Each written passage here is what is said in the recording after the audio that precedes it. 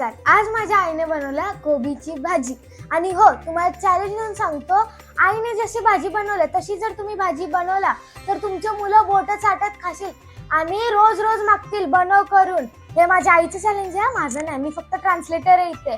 आणि हो, तुम्ही सबस्क्राईब का केलं ना अजून? ठीक आहे, ऐका माझं. आता हा व्हिडिओ पूर्ण एंड पर्यंत बघा आणि व्हिडिओ आवडला ना तर नक्की एक सबस्क्राईब करा. तर चला आपण व्हिडिओला चालू करूया. सगळ्यात आधी कोबीची भाजी बनवायला आपल्याला अशी बारीक कोबी कट करून घ्यायची आहे. ह्याच्याहून पातळी तुम्ही करून घेऊ शकता, आपल्या आवडीवर आहे ते. आणि त्यानंतर आपल्याला हे 5 मिनिटासाठी चांगलं उकळायला ठेवून द्यायचे.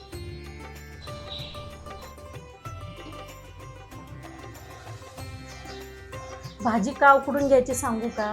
आपली मुलं आहेत ना, जरा भाजीला कच्चापणा लागला, वास आला की लगेच मी नाही खाणार हे, कारण त्यांना बर्गर पिझ्झा असली खाण्याची खूप सवय लागलेली आहे. आपल्या घरच्या भाज्या म्हटलं ना, ही कोबी आहे म्हटलं की लगेच नाक, हे आमचंच आहे बघा, इथं कोबीची भाजी आहे म्हटलं की लगेच असं नाक मुरडणार ती. त्यामुळं की नाही, आपण असं जरा मऊ शिजवून घेऊन उकडून त्याचा वासही गेला आणि ते मऊही झालं ना, त्यांना खायला दिलं, गप खारे म्हटलं की नाही खातात. त्यांना कळूनही येत नाही की ही कोबीची भाजी आहे काय आहे ते.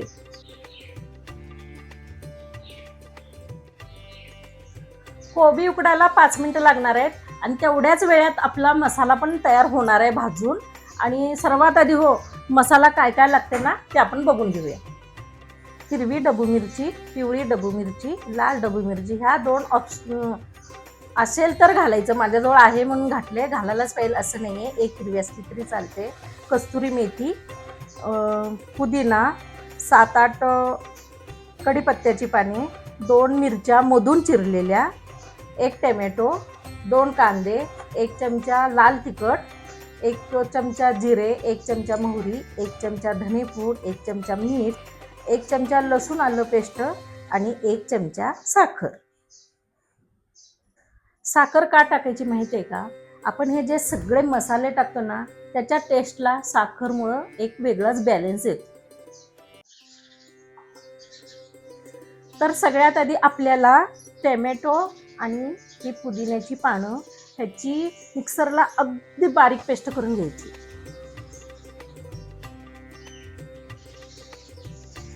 टोमॅटो आणि पुदिना मिक्स करून वाटल्यावर ना, अशा कलरमध्ये छानशी पेस्ट आपली बनवून तयार होते. तर सगळ्यात आधी आपण पॅनमध्ये 4 चमचे तेल घालून घेऊया. तर हे पोरग्यानं इंग्लिश आयटम काहीतरी आणले बघा आणि म्हणते आय हेच वापरायचं, लय भारी दिसते व्हिडिओमध्ये म्हणून. तर आता ह्याच्यानं अंदाज कसा येणार हो आपल्याला, ते 4 चमचे पडले का 3 चमचे पडले? हां, तर मी जरा वापरून मला आलाय ह्याचा अंदाज कसा वापरायचा ते. पण तुम्ही नवीन शिकणाऱ्या पोरीनो चमच्यानीच वापर करा, नाहीतर भाजी तुमची कमी जास्त बिघडून जाईल. सगळ्यात आधी पॅनमध्ये 1 चमचा मोहरी टाकून घ्या. त्यानंतर 1 चमचा जिरे टाकून घ्या. मोहरी जिरे चांगलं तडतडल्यानंतर त्यामध्ये 7-8 पाने कढीपत्त्याचे टाकून घ्या.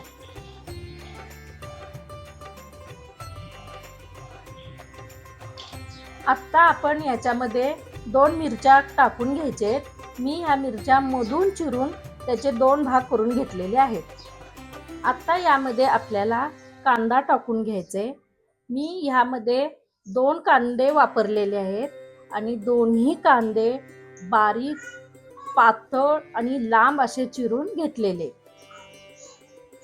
तुम्ही बघू शकता आपल्या कांद्याचा कलर कसा छान आलेला आहे. अगदी 2 मिनिटामध्ये आपला कांदा 80% चांगला भाजून झालेला आहे. आता ह्यामध्ये आपण काय करायचं, चिरून ठेवलेल्या ज्या आपल्या ढबू मिरची होत्या ना, त्या टाकून घ्यायच्या.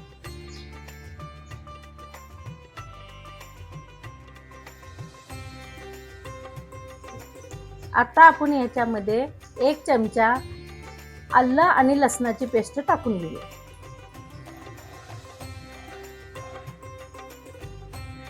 आता यामध्ये आपण आधी जी टोमॅटो आणि पुदिन्याची पेस्ट करून ठेवलेली होती ना, ती त्यामध्ये टाकून घ्यायची आणि 2 मिनिटं त्याला अगदी छान फ्राय करून घ्यायचं.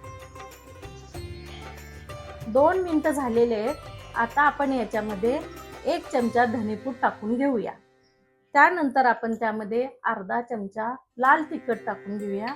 मी काश्मीरी लाल मिर्च वापरते, त्यामुळे भाजीला छान असा कलर येतो। आम्ही इकडे याला भगवतीही म्हणतो। आणि हे सगळं टाकल्यानंतर चवीनुसार त्यामध्ये आपण मीठ टाकून घेऊया। 5 मिनिटं झालेले, आपला मसाला तयार आहे आणि आपली कोबी सुद्धा उकडून तयार आहे। आता आपण गॅस बंद करून घेऊ। तुम्ही बघू शकता आपली कोबी कशी मऊ लुसलुशीत शिजलेली आहे, त्याचा वासही गेलेला आहे। आणि आता आपल्याला फक्त त्यामधलं पाणी काढून घ्यायचं आहे आणि कोबी आपल्याला मसाल्यामध्ये टाकून घ्यायची।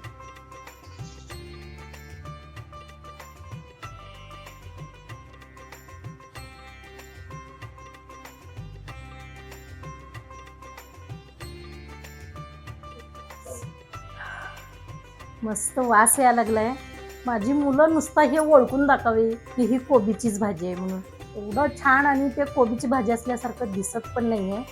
आता मी यामध्ये शेवटचं 1 चमचा साखर घालून घेते।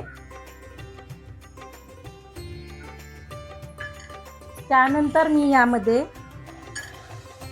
ही कस्तुरी मेथी अशी हातावर घ्यायची थोडी आणि अशी थोडीशी कुस्करायची आणि त्यावर असं टाकून द्यायचं आणि सगळं एकसारखं हलवून घ्यायचं।